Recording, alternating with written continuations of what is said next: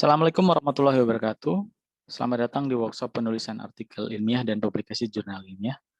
Kali ini kita akan bicara tentang parafrase dan mencari literatur ilmiah. Teman-teman, sesuai dengan materi sebelumnya tentang plagiarism, disebutkan bahwasanya untuk mencegah plagiarism itu kita diupayakan untuk memiliki similarity atau kemiripan artikel yang kita miliki dengan artikel lain maksimal sebanyak 20-30%.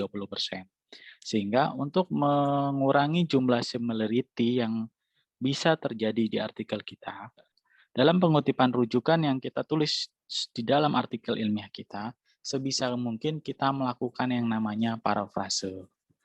Apa itu parafrase? Parafrase adalah suatu upaya untuk mengungkapkan kembali suatu pernyataan baik berupa dari satu paragraf maupun satu kalimat menjadi bentuk paragraf atau kalimat lain tanpa merubah makna berupa ide, gagasan yang tergandung di dalamnya. Parafrase sendiri dapat dilakukan dalam satu bahasa ataupun dari bahasa satu ke bahasa lainnya. Dan parafrase dapat dikatakan sebagai bentuk penyitiran tidak langsung. Sehingga ketika kita menulis atau mengutip suatu artikel yang kita jadikan rujukan, maka tidak perlu menggunakan kalimat langsung. Sehingga tidak perlu menggunakan tanda petik. Nah, lalu bagaimana teknik pembuatan parafrase sendiri?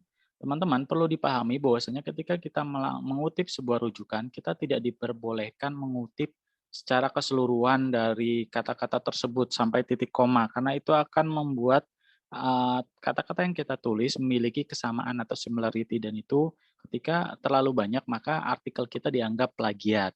Untuk mengatasi itu, kita bisa melakukan beberapa hal, misalnya bacalah berkali-kali tulisan orang lain yang ingin kita parafrase terlebih dahulu. Kemudian selama membaca, buat catatan-catatan kecil tentang kata-kata kunci. Kemudian tutup buku tersebut, jauhkan dari sisi kita. Kemudian mulailah menuliskan makna dari tulisan yang kita baca tersebut dengan menggunakan kata-kata atau gaya kita sendiri. Dan setelah selesai, bandingkan tulisan aslinya dengan tulisan yang kita tulis. Dan jangan lupa catat kepustakaan aslinya agar kita tidak lupa untuk kita masukkan ke dalam rujukan.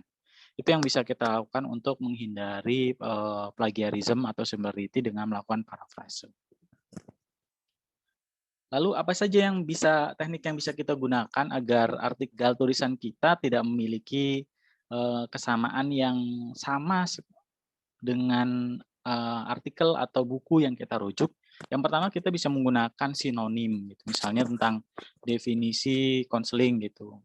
Kita bisa menggunakan sinonim dalam kata-kata tersebut. Kita juga bisa merubah bentuk kata, berubah bentuk kata dari kata aktif ke pasif, pasif ke aktif untuk menghindari similarity.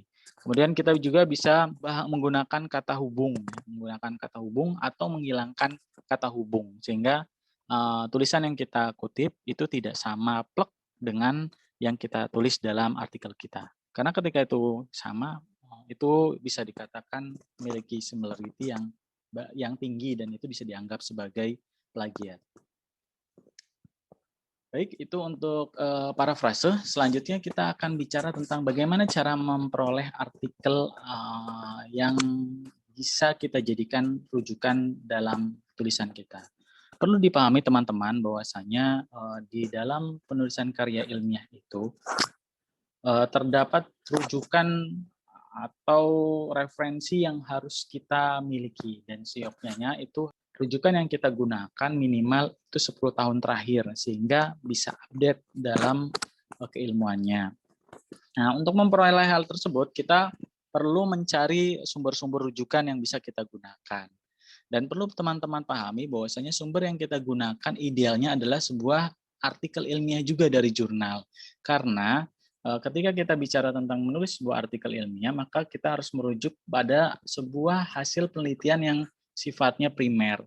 Dan kalau teman-teman misalnya menulis tapi banyak menggunakan buku, maka itu tidak dikatakan primer, karena rujukan primer itu hanya berupa jurnal ilmiah, disertasi, hasil riset gitu ya, tesis, skripsi, itu merupakan sebuah rujukan primer. Sedangkan buku itu termasuk sekunder, sehingga sebisa mungkin dalam penulis artikel ilmiah kita menggunakan jurnal ilmiah sebagai rujukan utamanya. Nah, di mana saja kita bisa memperoleh jurnal ilmiah? Yang pertama kita bisa cari di portal Garuda untuk bahasa Indonesia ya. Kemudian yang kedua di Pusnas, Pusnas ini Perpustakaan Nasional ya. Kemudian yang ketiga kita bisa cari di Google Scholar, kemudian kita bisa cari di Science Direct, di LibGen, dan kita bisa menggunakan Skyhub untuk mengakali sebuah artikel yang memang kira-kira kita tidak bisa lihat ya dengan menggunakan Skyhub. Jadi nanti saya contohkan. Jadi ada beberapa referensi yang kita bisa cari, tempat referensi yang bisa kita gunakan untuk mencari artikel-artikel ini yang kita jadikan rujukan. Ini ada portal Garuda, kemudian bisa kita ke Pusnas ya. Di Pusnas sendiri itu perlu login ya. Baiknya kita mendaftar, teman-teman, syaratnya ini KTP. Tapi di data-data Pusnas ini referensinya sangat banyak dan sangat update gitu, sehingga saya sarankan teman-teman memiliki login untuk ke Pusnas. Kemudian ada di Google Scholar, udah familiar ya teman-teman nyari referensi di Google Scholar. Kemudian di Science Direct, ini merupakan artikel-artikel ilmiah yang terbit di jurnal Scopus. Itu semua dihimpun dari dalam Science Direct ini menjadi rujukan yang perlu teman-teman pahami juga. Kemudian ini LibGen ya, LibGen ini sebenarnya termasuk ilegal dalam pencarian buku, tapi ini juga bisa menjadi rujukan ketika kita kepepet tidak ada referensi yang dicari kurang lengkap, kita bisa mencari di LibGen ini. Dan ini adalah Skyhub. Skyhub ini semacam web yang bisa membuka sebuah artikel-artikel yang berbayar. Jadi kalau di jurnal-jurnal internasional itu banyak sekali artikel-artikel yang tidak bisa kita download gitu. Nah, untuk mengakali tersebut, karena mereka harus beli ya harusnya gitu. Tapi untuk mengakali hal tersebut kita bisa membuka di Skyhub gitu. Skyhub ini kayak semacam crack-annya gitu. Jadi di artikel ilmiah itu ada DOI-nya yang kita copy dan kita masukkan ke Skyhub, lalu kita buka di sini. Nanti saya contohkan khusus untuk yang Skyhub ya. Oke, itu terima kasih. Saya coba contohkan bagaimana penggunaan Skyhub sebagai upaya pencarian literatur review.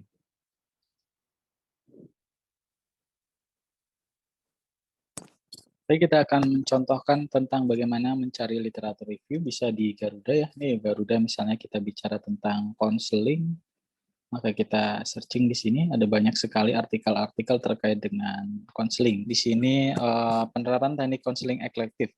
Kita klik, maka kita bisa melihat artikel di sini, kita bisa download full papernya di bagian sini. Maka ini bisa kita lihat artikel yang bisa kita jadikan rujukan di portal Garuda. Selain di portal Garuda yang biasa kita jadikan rujukan, juga bisa kita ke Pusnas ya, Pusnas. Pusnas sendiri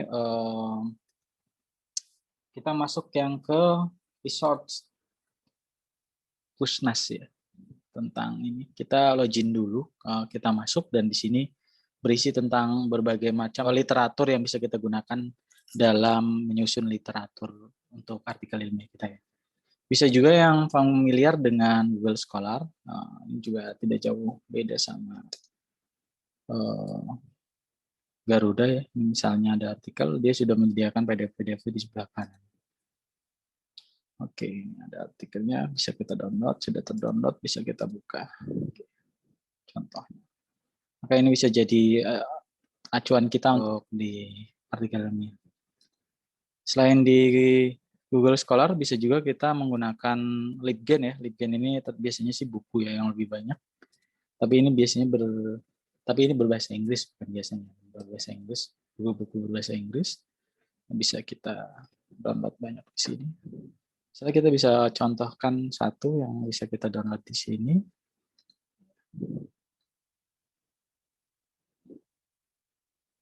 Kita download. Oke. Sudah masuk ya. Interview diagnostic exercise clinical counseling skill by the. Oke, ini sudah masuk dan sudah terdownload. Dan yang terakhir kita bisa menggunakan Science Direct. Science Direct ini untuk kumpulan jurnal-jurnal terindeks Scopus masuk semua ke dalam Science Direct. Misalnya kita cari artikel counseling, dan sebagian besar ini tidak bisa dibuka ya karena memang berbayar. Tapi kita bisa menggunakan Skyhub untuk mencarinya. Misalnya kita ambil tema school counseling. Kemudian kita mencari artikelnya. Kita bisa mengcopy DOI-nya.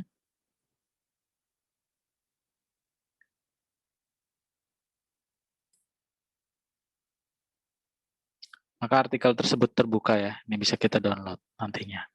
Oke, itu penggunaan Skyhub dalam mencari referensi di jurnal internasional ya, yang biasanya berbayar. Oke, teman-teman, mungkin itu sekilas untuk Skyhub. Terima kasih.